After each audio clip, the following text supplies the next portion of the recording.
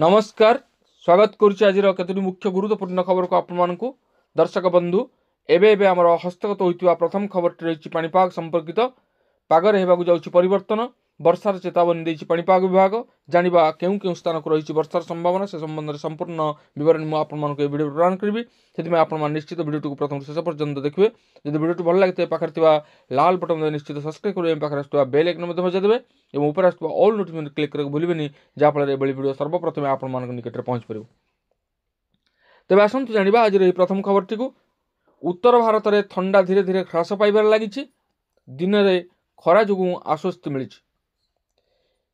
यही मध्य पाणीपाग विभाग चेतावनी देछि कि 29 जनवरी और 1 फेब्रुआरी दुईट नुआ वेस्टर्न डिस्टर्बांस आसवाक जाउछि जो पाणीपागर मिजाज बदल 29 रु 1 फेब्रुआरी मध्य उत्तर पश्चिम भारत में वर्षार संभावना रही है। यह व्यतीत तमिलनाडु पदुचेरी कराईकल केरल माहे तटीय आंध्र प्रदेश यनम रायलसीमा आज आगामी 2 दिन मध्य वर्षा हो पारे। गत 24 घंटार पाणीपागर कथा कहवा जदि तो हिमाचल प्रदेश हरियाणा पंजाब रे शीतलहरी चली सेठार पूर्व यूपी ओडिशा आसाम मेघालय सब हिमालय पश्चिमबंग त्रिपुरा रे घन कुहुड़ी देखा मिली। पाणीपाग विभाग कही कि दुईट नुआ वेस्टर्न डिस्टर्बांस कारण 29 जनवरी 1 फेब्रुआरी मध्य पहाड़िया राज्य 30 जनवरी 1 फेब्रुआरी जाए उत्तर भारतर मैदान अंचल में वर्षा हो। यही समय उत्तर पश्चिम भारत में सर्वनिम्न तापमात्रा 5 रु 10 डिग्री सेल्सियस मध्य रहिबो।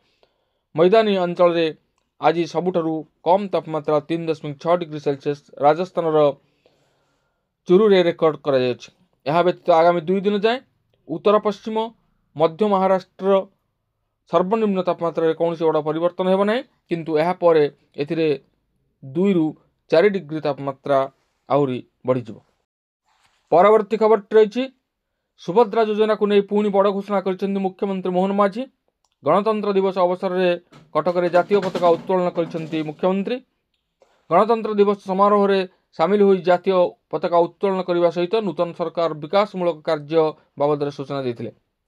से कहते आम सरकार दूरगामी योजना गुड़िकर सफल रूपायन में एक मुख्य उपादान होउछि दक्षतारू चाहिदा एवं शिल्परू समृद्धि।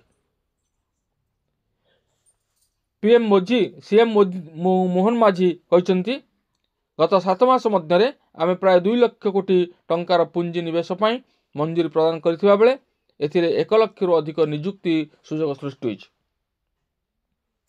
सेहिभଳି राज्य सरकार फ्लैगशिप स्कीम सुभद्रा योजना को नहीं बड़ घोषणा कर मुख्यमंत्री मोहन माझी। आसंता मार्च 8 तारिख में मिलिबो सुभद्रा योजनार द्वितीय किस्ती टंका एने निजे घोषणा कर मुख्यमंत्री।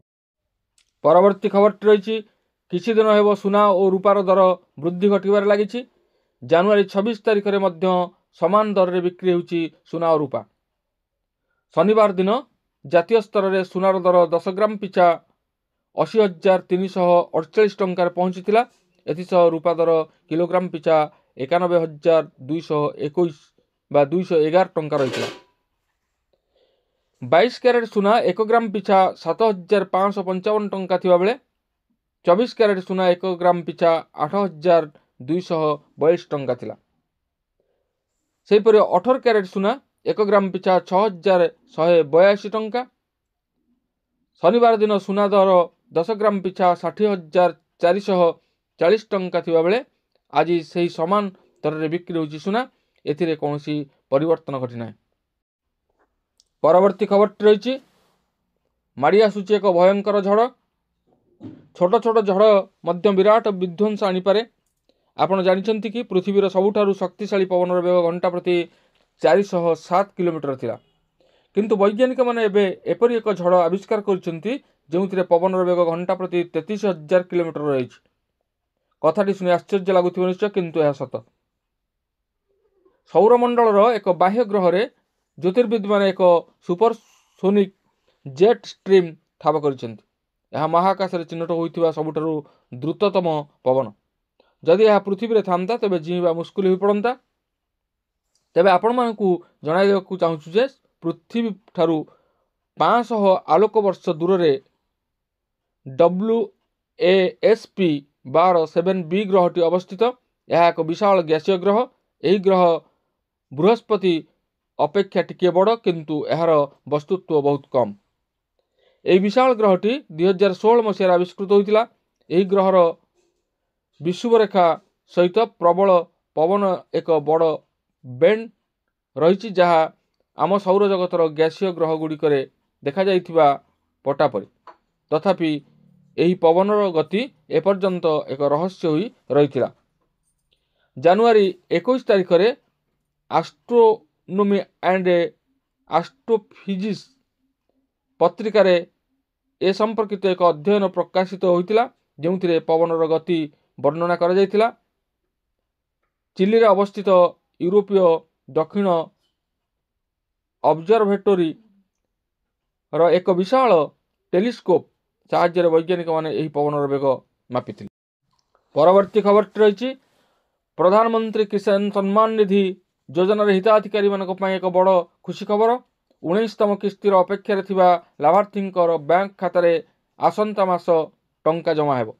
एने तारीख मध्य चूड़ांत हो सारी। प्रधानमंत्री नरेंद्र मोदी आसंता मास 24 रे बिहार रु 19तम किस्ती चाषी मान अकाउंट को पठाइबे। रविवार यार सूचना देइछंती केंद्र कृषि मंत्री शिवराज सिंह चौहान। यह पूर्व योजन 18तम किस्ती अक्टोबर 5 रे महाराष्ट्र जारी करा जायतिला। यही योजन 9.5 कोटी रु अधिक चाषी उपकृत होइछंती। प्रत्येक हिताधिकारी को 2000 टंका लेखाएं मिलुछि। परवर्ती खबर रही पोस्ट ऑफिस माध्यम पीएम सूर्यघर मागଣା विद्युत योजना पर आवेदन करें। यही योजना अधीन 1 कोटी घर छात उपरे सौर पैनल सिस्टम लगाजिबो बोली केंद्र सरकार लक्ष्य रखिछंती। एथिपाई सरकार सब्सिडी देउछंती। मागଣା विद्युत जोगाइबा पई एही योजना आरंभ करा जायछि। जेउ छातरे सौर पैनल लगाजिबो सेमानकु सरकार 300 यूनिट विद्युत मागଣା जोगाइ देबे। जदि 1 किलोवाट सौर पैनल लगाइबाकु चाहुछंती तेबे सेमानकु सरकार 30,000 टंका सब्सिडी प्रदान करिवे। यह सहित सरकार 2 किलोवाट सोलार पैनल स्थापन पर 60,000 टंका एवं 3 किलोवाट सौर पैनल स्थापन पर 78,000 टंका सब्सिडी देवे। वर्तमान अधिकरू अधिक लोक प्रधानमंत्री सूर्यघर मागଣା विद्युत योजना सुविधा जोगाई देवा लक्ष्य सरकार डाकघर माध्यम आवेदन आरंभ करिसेंती। निजर निकटतम डाकघर को जाई आपण माने आवेदन करि परिबे। तेबे ए थिला आजिर केतुरी मुख्य गुरुत्वपूर्ण खबर। आज पे एतिकी पुणी देखा आगामी वीडियो रे। रहुछि धन्यवाद। नमस्कार।